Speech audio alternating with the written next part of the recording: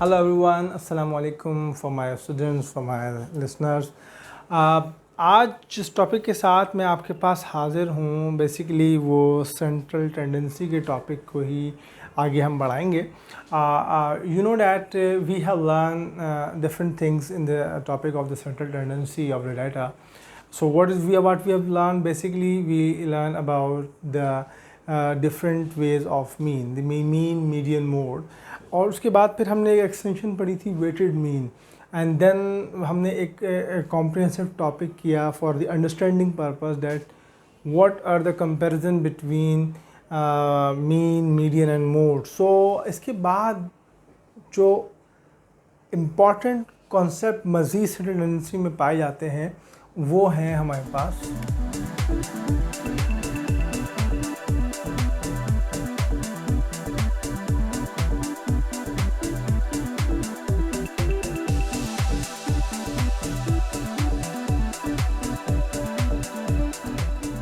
arithmetic mean, geometric mean and harmonic mean. So what is this? Basically arithmetic mean जो mean था हमने कहा था कि वो उसका concept same है, लेकिन median and mode दो different किस्म की स्पेसिफिकेशन और मेरिट्स और डिमेरिट्स रखते थे, उसके ऊपर हमने बात करी. लेकिन यहाँ पर मैथमेटिकल मीन्स के अंदर मज़ीद दो मीन्स एग्जिस्ट करते हैं और उनका नाम है geometric mean and harmonic mean.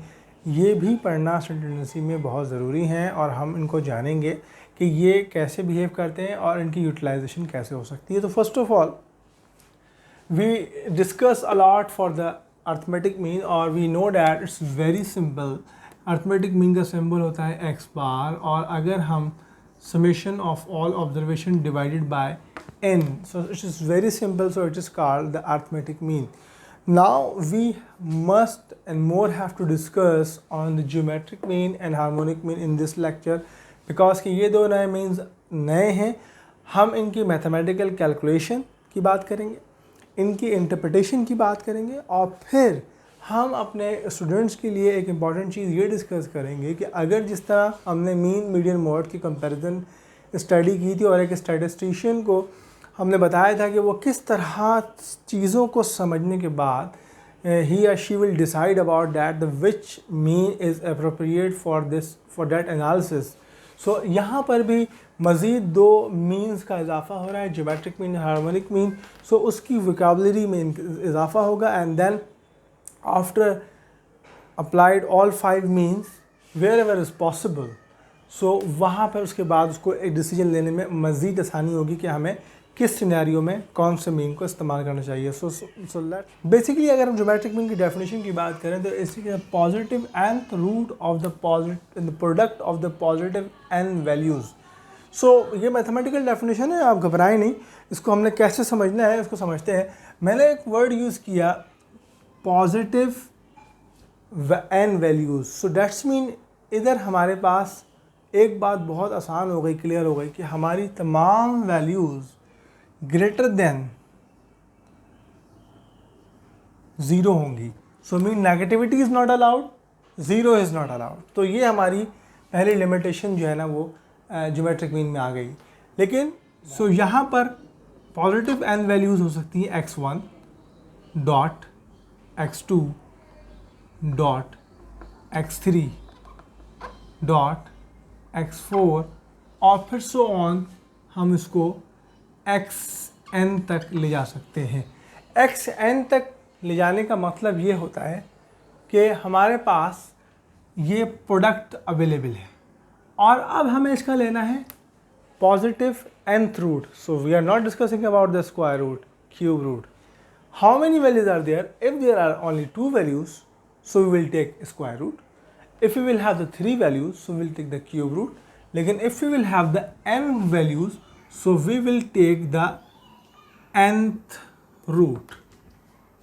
So this is the basic formula of the geometric mean, and we represent this geometric mean very simple g. Sometime in the literature we will found that the gm.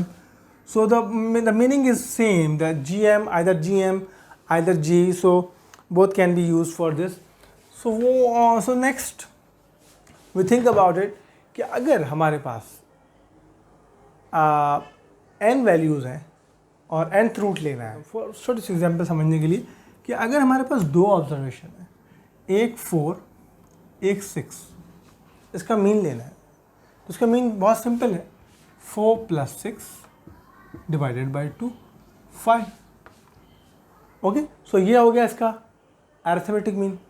लेकिन अगर हमें इसका geometric mean लेना है तो उस सूरत हाल में हमें करना पड़ेगा इन दोनों वैल्यू को प्रोडक्ट और इसका लेना पड़ेगा square root, because there are how many values are there, 2 values, so we have to take square root.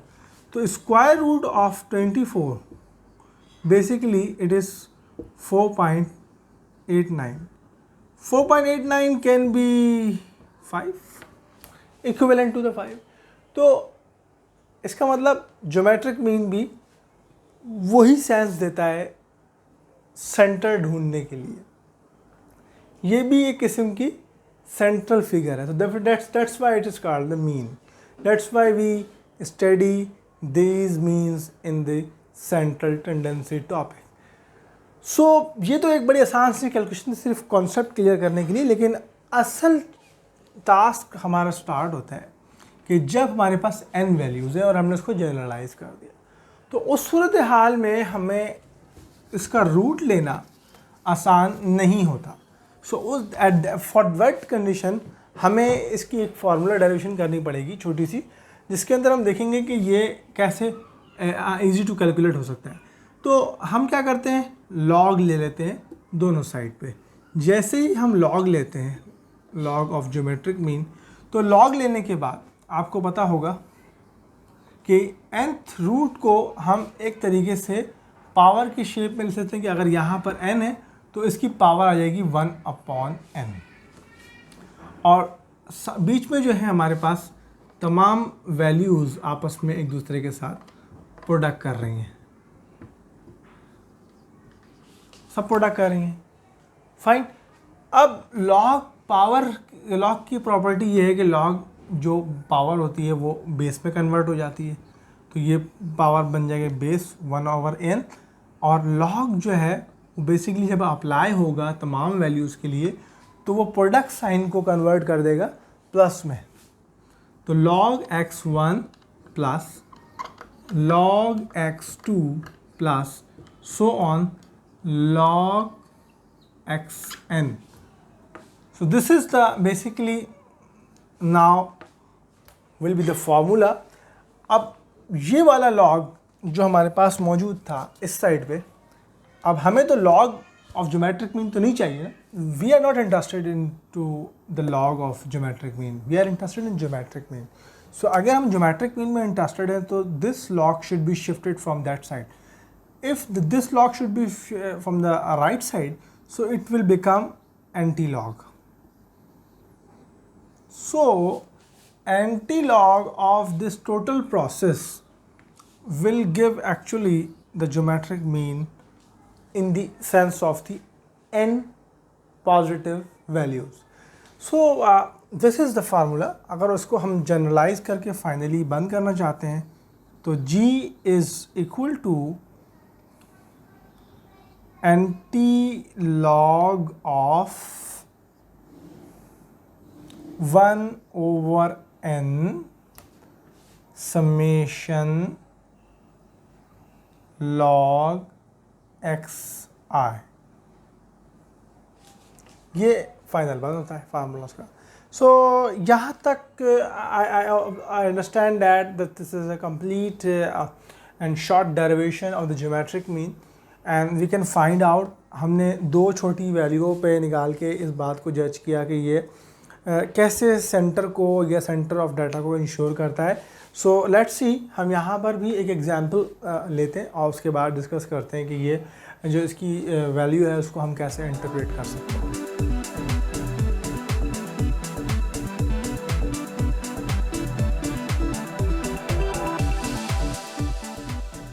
This is the formula of geometric mean, and we have a data of 5 numbers. So n equal to 5. Arithmetic mean हम पढ़ चुके हैं कि अगर हम इसका सबका सम कर लें और डिवाइड कर लें नंबर ऑफ ऑब्जर्वेशन से तो हमें इसका अर्थमेटिक मीन मिलेगा। तो अर्थमेटिक मीन हम साइड में अपना कैलकुलेट कर लेते हैं कि ये डाटा का अर्थमेटिक मीन क्या आ रहा है। तो summation of all the observation is equal to the 106 and divided by 5, so the answer is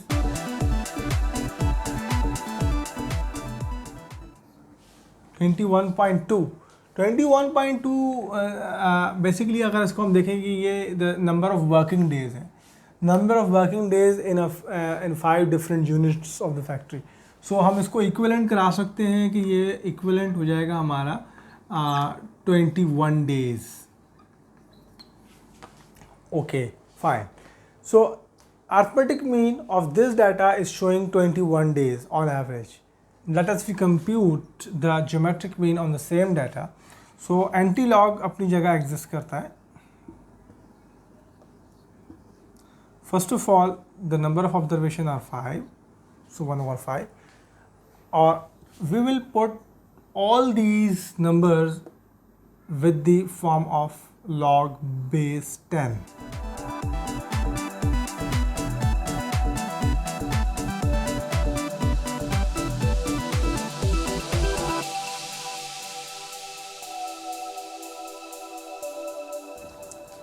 So all the numbers we have plugged here. So how can we check this? Log 18, log 20, log 25, log 15, log 28. So I will suggest you कि आप simple most of the students have the scientific calculators. हम practical example के लिए scientific calculator जो है वो इस्तेमाल करें. तमाम फिगर लॉग में एक साथ डालें, बिकॉज लॉग के अंदर फिर डेसिमल पॉइंट्स की जो फिगर होती हैं उनको आप जब राउंड ऑफ करते रहते हैं तो आंसर्स में बहुत ज़्यादा डिफरेंस आ जाता है. सो हम सबको एक साथ रखें and then we will get the answer here.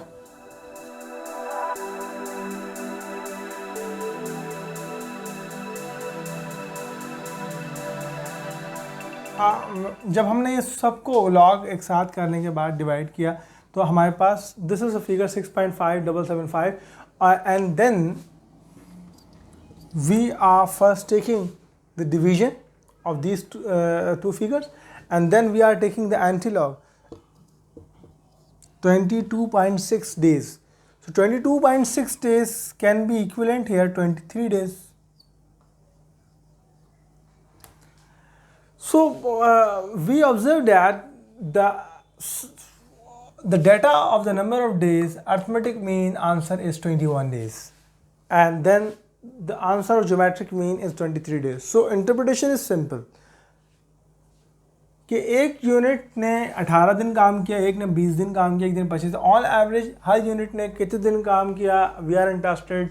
सो हमें अर्थमेटिक मीन बताता है कि ऑन एवरेज उन्होंने 21 डेज काम किया है एंड देन ज्योमेट्रिक मीन में बता रहा है कि उन्होंने 23 डेज काम किया है. अगेन अब ज्योमेट्रिक मीन की कैलकुलेशन के बाद जाने फार्मूले को अंडरस्टैंड करने के बाद और उसकी कंप्यूटेशन के बाद now the third mean is the harmonic mean. And harmonic mean basically in the literature observed that it's a reciprocal of the arithmetic mean. Sometimes we say that is a mean of the reciprocal of the observations. So harmonic mean को compute करने के लिए हम कौन सा formula use करेंगे उसको हम डिस्कस करते हैं.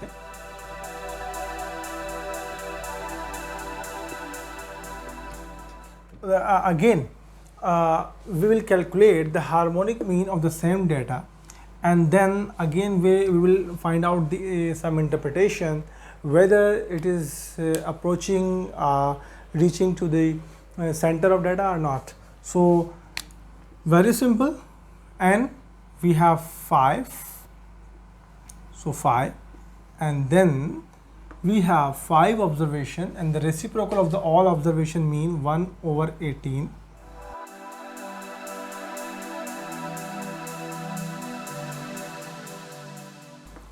So reciprocal of all 5 observations and then 5. Again I will suggest you कि आप scientific calculator use करें और इन तमाम figures को एक साथ रखें and then get the answer. So answer is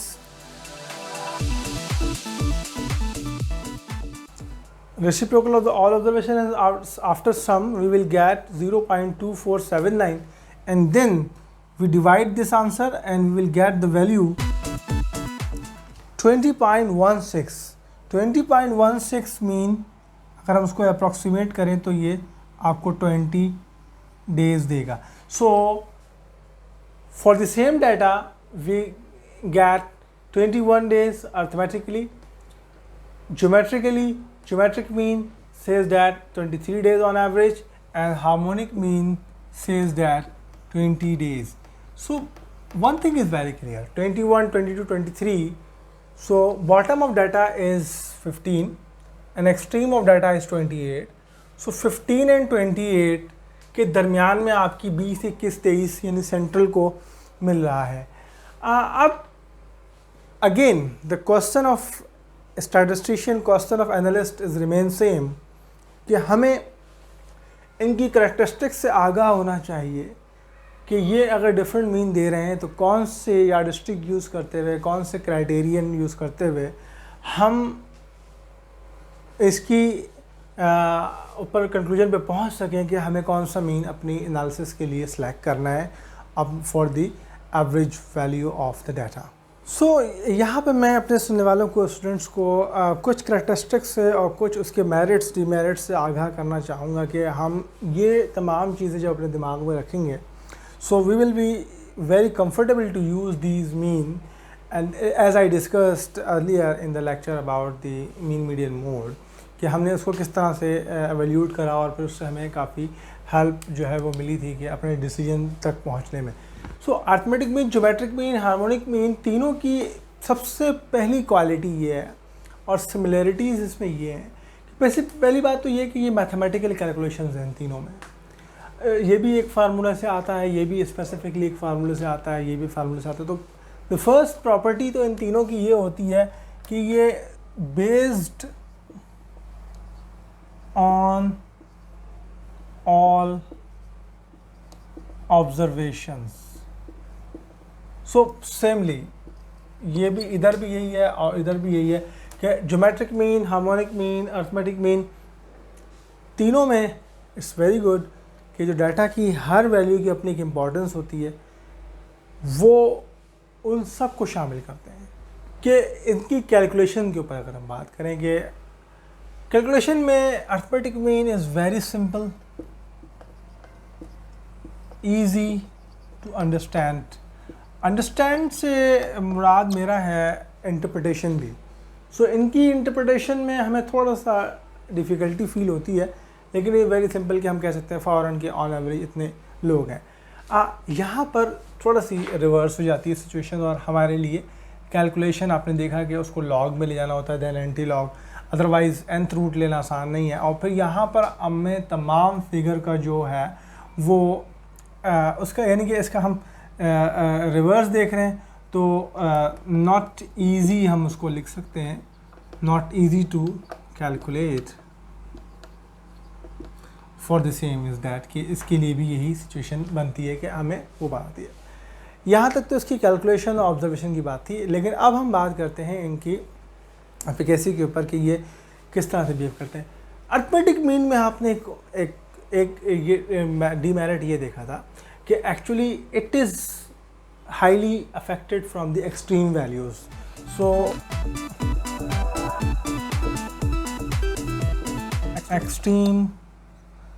extremes value से अफेक्ट हो रहा है. What is geometric mean? Geometric mean आपके अफेक्टेड नहीं होता एक्सट्रीम वैल्यू से. और हार्मोनिक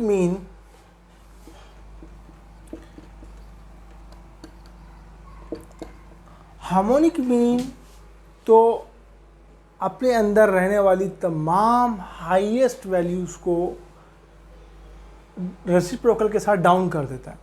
तो इट्स वेरी इंपॉर्टेंट कि हार्मोनिक मीन तो अफेक्ट होता ही नहीं है, लेकिन harmonic mean on the reverse side जो बॉटम वैल्यूज़ होती हैं उनको ज़्यादा वेट दे देता है. इसकी बहुत सिंपल सी एग्जांपल है, यानी कि ये gives more weight to low values जो होती हैं डाटा की, उनको ज़्यादा वेट देता है. जैसे आप ये बात देखें कि अगर आप 1/(n) 5 करें और 1/100 करें, यहाँ 0.2 और यहाँ 0.01, सो 0.01, सो इन टर्म ऑफ मैग्नीट्यूड 5 और 100 में एक बड़ा डिफरेंस है, लेकिन जब इसने इसको डाउन किया तो ये ऑलमोस्ट एक फ्रैक्शनल वैल्यू उसने बना दिया। तो 1/5 को भी इसने 0.2 रखा है, इसको इसने 0.01 रखा है, तो बड़ी वैल्यूज़ रेसिप्रोकल होने के बाद यहाँ पे चली जाती है, लेकिन इसके अगेंस्ट छोटी वैल्यू होती है वो भी अपनी इम्पॉर्टेंस हार्मोनिक मीन में इंक्रीज़ कर लेती है। Finally we comes on the utilisation of this thing. ये तो इनकी स्ट्रक्चरल इश्यूज़ थे कि हम स्ट्रक्चर को देखेंगे कि स्ट्रक्चर में ये किस तरह बिहेव करें। Arithmetic mean is very important, very simple, we can use everywhere for each and every example, but be careful, it is not good for in the case of the highly extreme values, number one.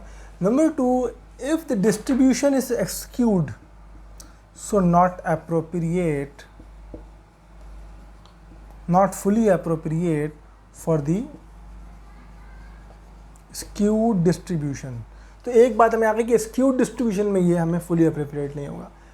ये कौन सी specific examples हो सकती हैं हमारी real life में कि जिनमें हम ये बात कि हम उसको प्रेफर करेंगे कि ज्योमेट्रिक मीन कैलकुलेट किया जाए। Mean is basically use for the rates of change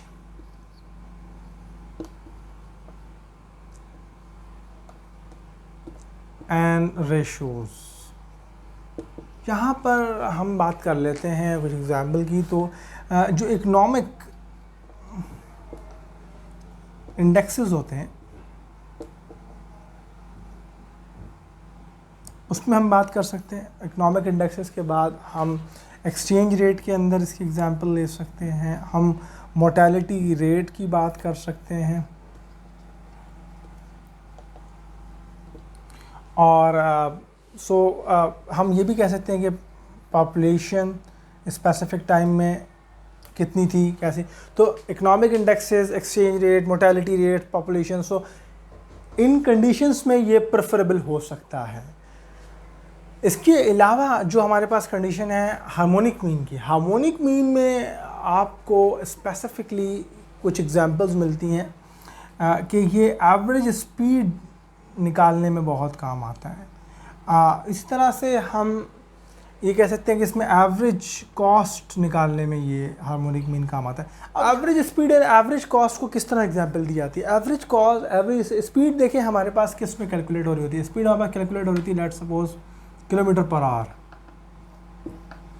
अब किलोमीटर पर आवर का मतलब ये है कि अगर आपने गाड़ी स्टार्ट की, if you started the car and then आपने कहा कि मैं 10 किलोमीटर जो है अब तक चल चुका हूँ स्टार्ट करने के बाद से, एंड मेरी स्पीड जो है वो 40 किलोमीटर पर आवर रही है।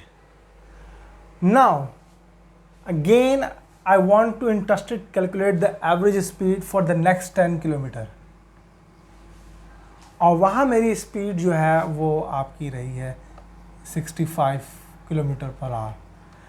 सो when the bases are the same, for every 10 kilometer you are taking the readings of your speed and then you want to take the average, so in this condition harmonic mean is very good. Similarly एक और example जिसमें base same हो, जैसे cost, आप कहते हैं कि जब हम we are producing the cups, so हमने जब first अगर हम 100 कप बनाएंगे तो हमारी x cost आएगी, और अगर हम उसी मशीन से अगले 100 कप और यानी 200 कप बनाएंगे तो हमारी वाई कॉस्ट आएगी।